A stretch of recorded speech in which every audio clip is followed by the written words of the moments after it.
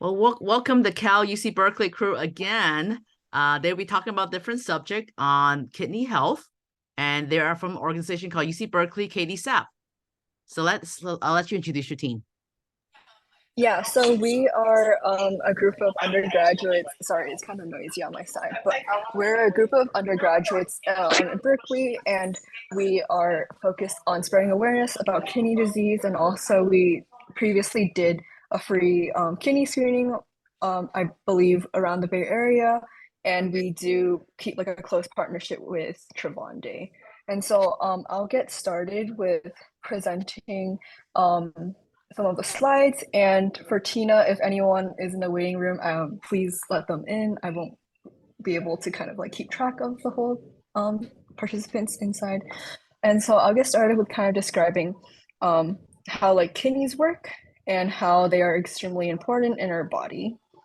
The first thing is that kidney disease is like the ninth leading cause of death, and 50% of the people are not able to find out about this disease, and it's also called like the silent killer. And 1 out of 6 adults actually have CKD, which is standing for chronic kidney disease, and 33% of adults are at risk. And throughout this presentation, we'll briefly mention what are the other population and demographics that are also at higher risk.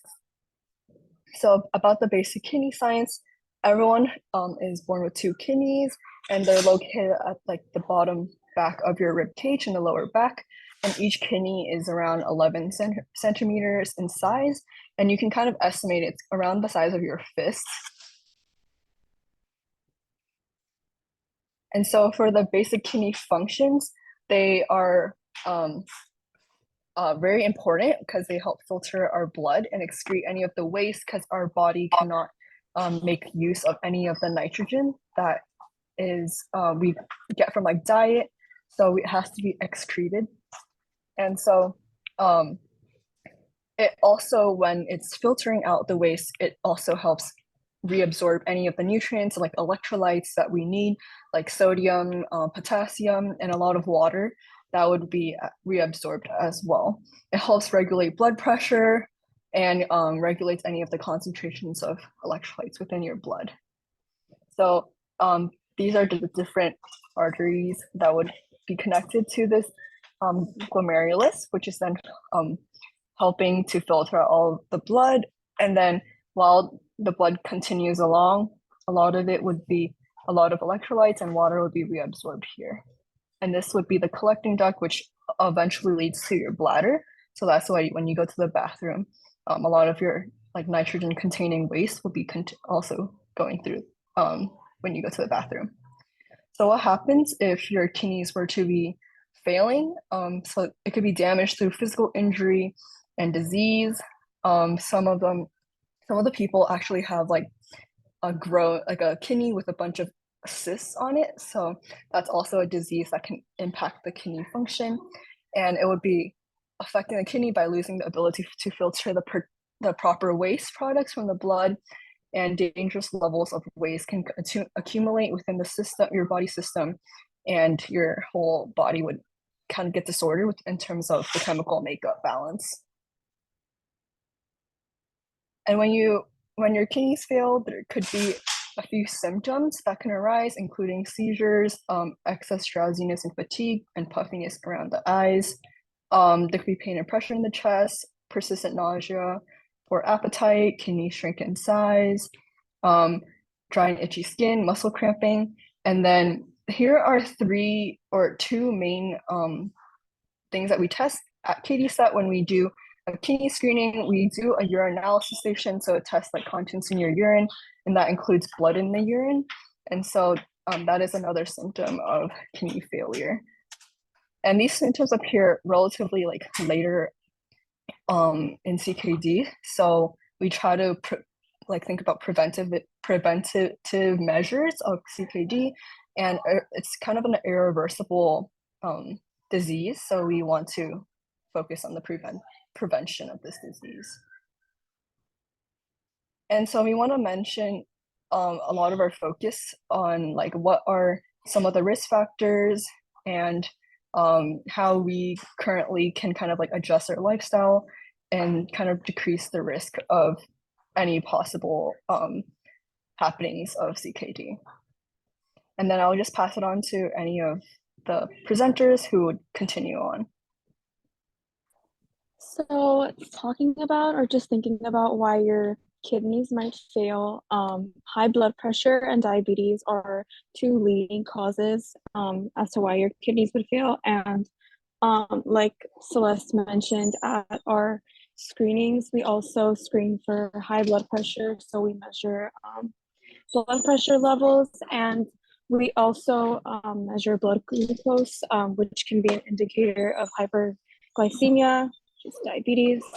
And then we also have family history, heart disease, and then some things that can cause high blood pressure and diabetes are drug and medication use, smoking, and then also CKD can be triggered by infections or immune problems and other inflammatory diseases. And age is also causes risks for CKD. Older people have a higher risk of CKD. The probability of acute kidney injury for Medicare patients aged 66 and over is 48%, and 24.2 million people aged 65 and over have diabetes, which is a risk factor for CKD.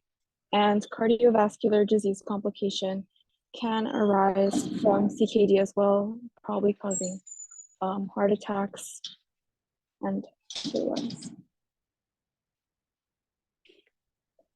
If infants to adolescents are also not safe from CKD. For infants, birth defects, congenital abnormalities, and hereditary diseases can cause chronic kidney disease.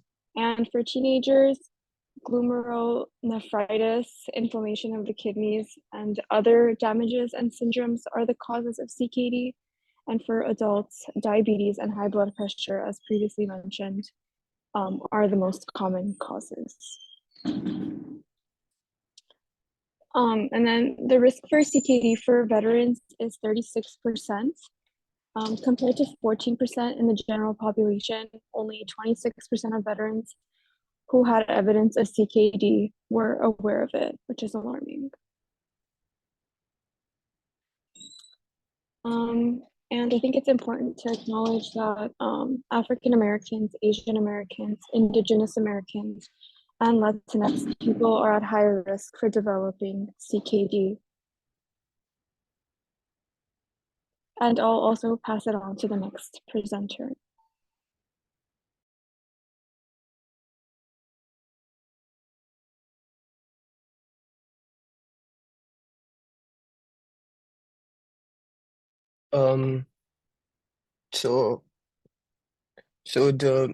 So CKD is more prevalent in Black folks, because it's 4 times more likely to Black folks are 4 times more likely to be diagnosed with CKD.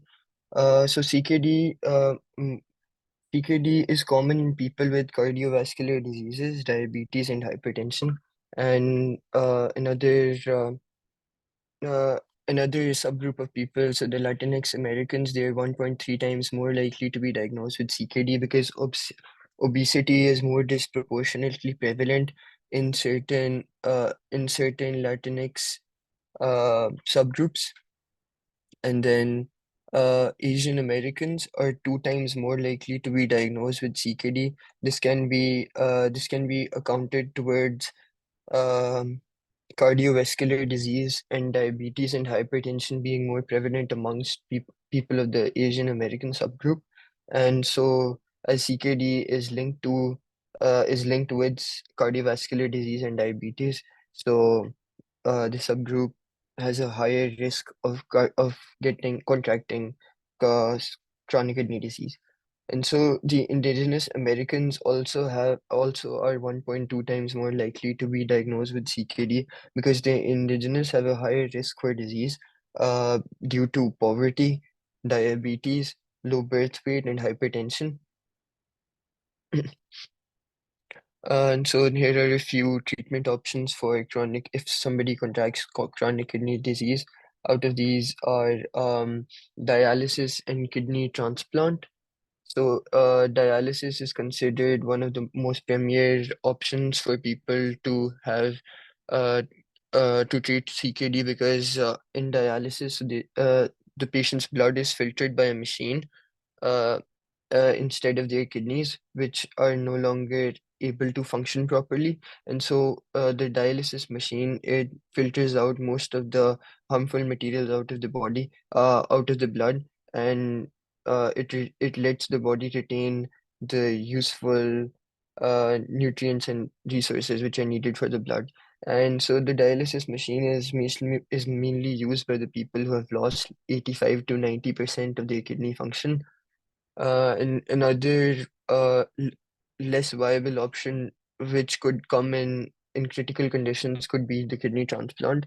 And so kidney transplant can be so the patient can receive a kidney transplant from a living or deceased donor um, who is in good health, um,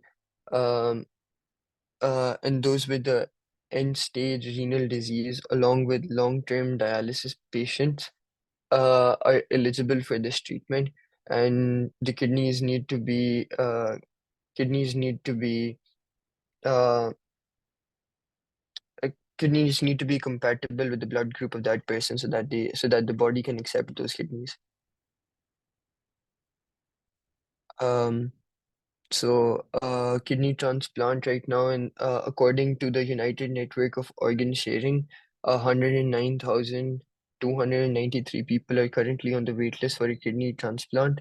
And once a person gets on the wait list, there's an average wait time of 3 to 5 years. This is a really long wait time for a person who's in a dire need for a kidney transplant. And so a kidney transplant isn't always considered that much of a viable option because because a kidney transplant is needed in critical times where there's very little time left for the patient, and with the waiting list of so long and so many people, um, and with an average waiting time of 3 to 5 years, it isn't considered that great of an option.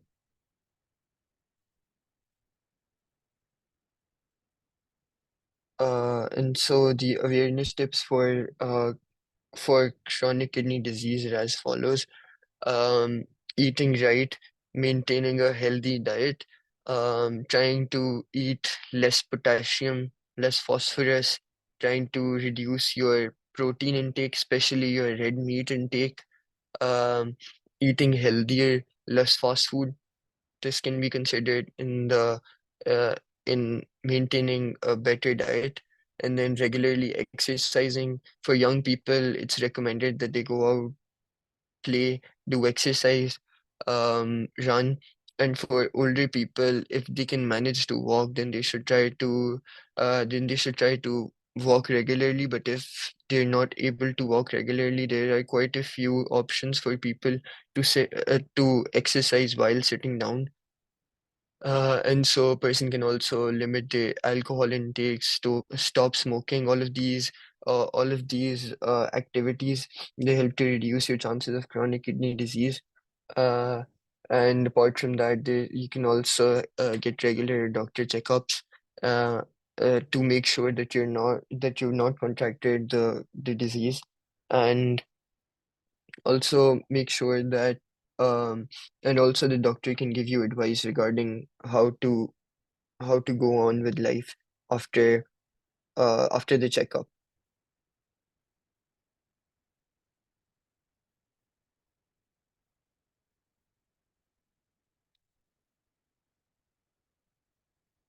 So the components of a healthy diet would be um, as we all know, excess of everything is bad. So we should have a moderate and a balanced, healthy diet.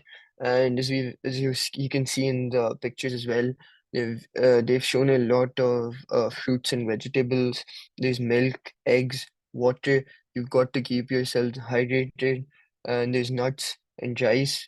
But there's and apart from that, you can also take like beans and lentils to as a substitute for your protein intake instead of red meat and other stuff.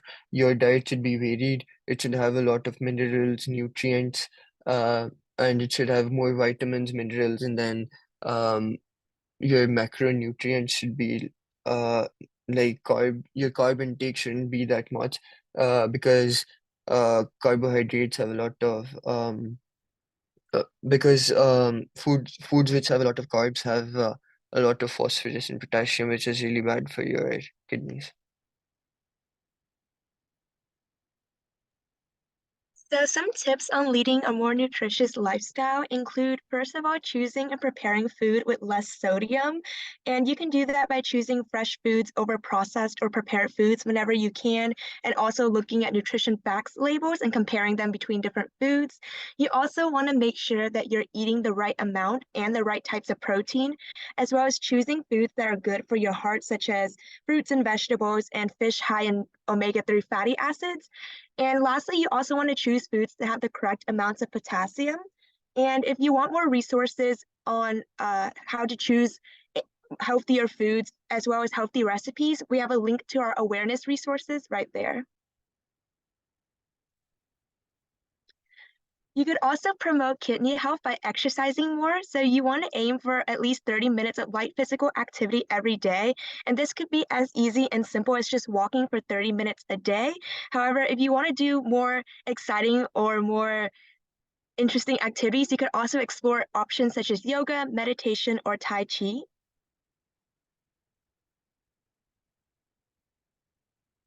Also, you could exercise by doing something as simple as seated physical activities such as arm circles or hand reaches. Something as simple as that could help you get your exercise in daily and promote your kidney health.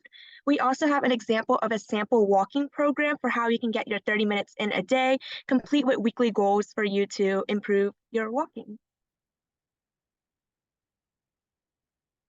So this is what it looks like to get screened for kidney disease, and these are the steps that we follow at our UC Berkeley KDSAP community screenings. So first, we're going to take your blood pressure, and then we're going to analyze the content of your urine. We're also going to measure your blood glucose levels or your blood sugar levels, and then we're going to measure your BMI and waist-hip ratio, and this all basically helps us to get a better picture of the current health of your kidneys. And lastly, we have some additional resources for you to check out. We have the Renal Support Network, which basically provides access to support groups as well as healthy recipes to promote kidney health, and podcasts. We also have the American Kidney Fund, which provides more information about free screenings outside of KDSAP. We have the American Association of Kidney Patients, which provides access to support groups, as well as the National Kidney Foundation, which provides resources for finding insurance providers for patients and families. And some more resources. We have some links to how to get exercises at home to get your daily exercise in to promote your kidney health, as well as some resources for finding nutritious and easy recipes to, again, promote kidney health. And here's how you get in touch with us if you have additional questions, comments, or concerns. We have an email address for you to contact, a website to visit, some more resources at that link, as well as a Facebook page to check out.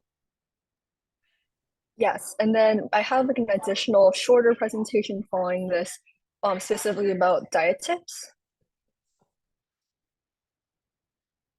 Great, helpful. Cool. So we'll just be going over some tips to improve your diet. And so why is diet important? So again, some of the main kidney functions include filtering waste from your blood, maintaining nutrient balance, and maintaining blood pressure. And kidney disease can prevent your kidneys from performing these essential functions, and it can lead to the buildup of waste and extras, as well as your body can retain too much fluid, which causes an imbalance in your body function and can worsen your kidney damage. So a renal diet, which often includes like low sodium, low phosphorus, and sometimes also low potassium and protein, can reduce the risk of losing your kidney function and also slow the progression of the disease, as well as preventing other health complications. So in terms of considering your diet, the following nutrients are healthy in moderation, but can be harmful if overeaten. So try and moderate the following foods. So for the protein category, try and moderate eating fatty and lean red meats, as well as fish and poultry, whole milk products, egg yolks, mugu gai pan, and kung pao chicken, sorry. And then in terms of phosphorus content, try and moderate eating meats and poultry, fish and sardines, nuts and seeds, dairy, instant noodles, milk tea, and egg tofu.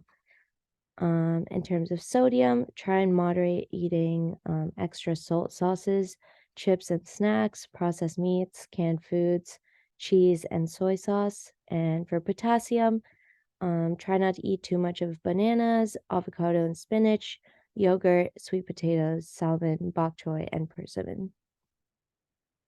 So high levels of all these food categories can lead to nausea, weakness, and taste changes in terms of eating too much protein. And then high levels of phosphorus can lead to heart attack, stroke, and sometimes even death. And high levels of sodium can lead to swelling, puffiness, and a rise in blood pressure. And high levels of potassium can lead to irregular heartbeats and heart attack.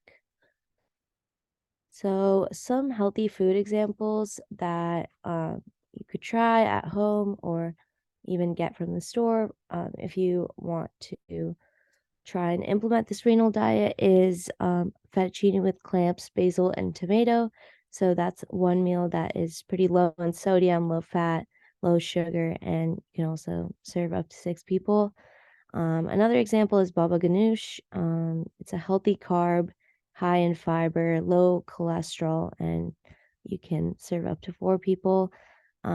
Fish tacos and tomatillo sauce is also a healthy carb. It's low in fat, low in sodium, and you can use parsley as a substitute for cilantro if you want.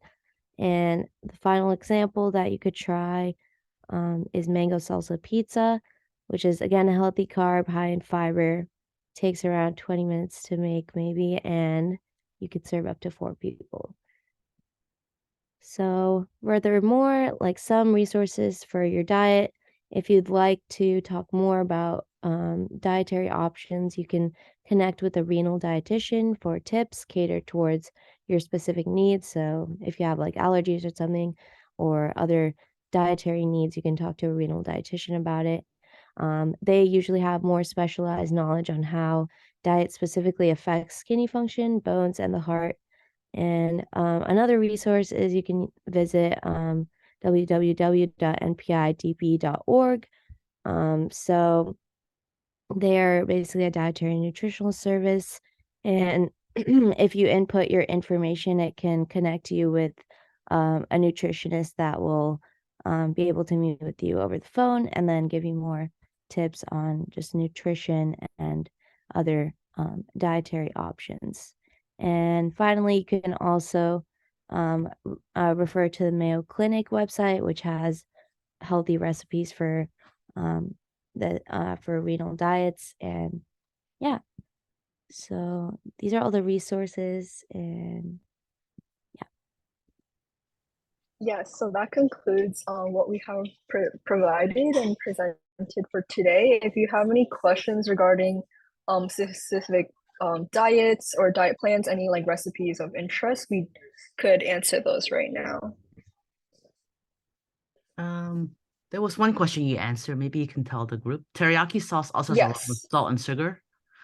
I love teriyaki. Yes, the myself. question, yeah, I love it too. But yes, that is correct. It does have quite a lot of salt and sugar inside it, but you can still eat it. I mean, it's hard to avoid and it's really good on food. It tastes really nice, but like I would just try starting maybe a decrease in the amount that you add to food.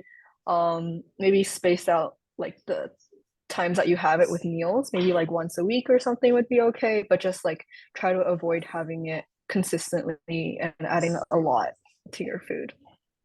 So Celeste, one question is, you said too much banana is not good for you? Yes, that's Veronica.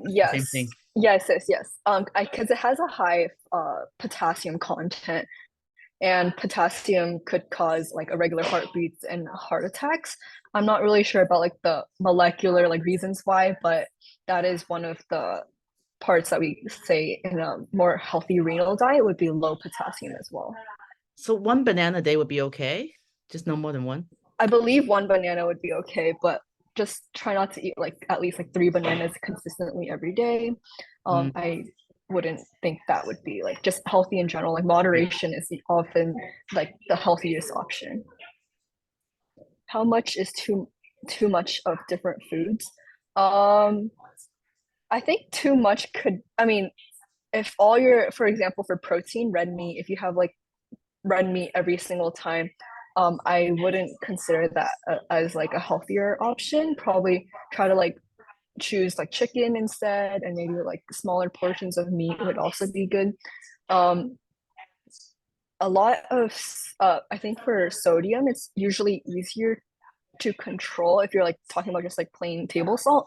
But I know for Asian diet, a lot of soy sauce is used as just like a regular seasoning option and just like in the process of cooking. So I would try to limit the amount of soy sauce you put into foods. Not sure if that completely answers that question.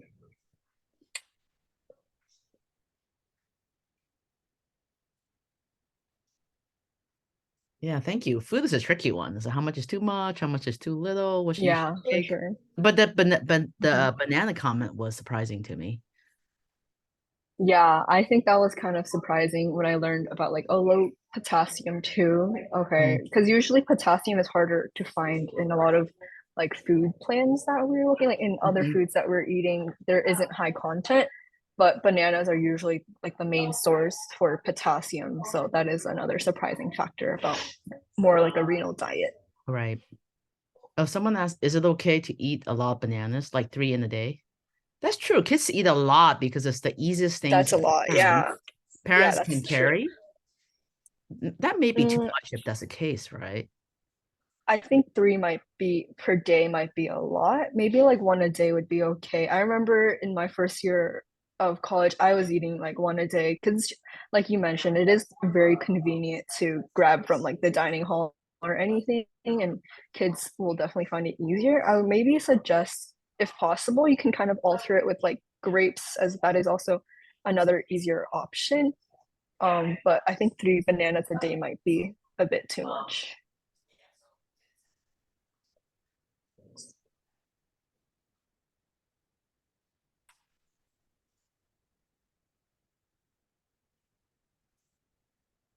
Okay, any other questions?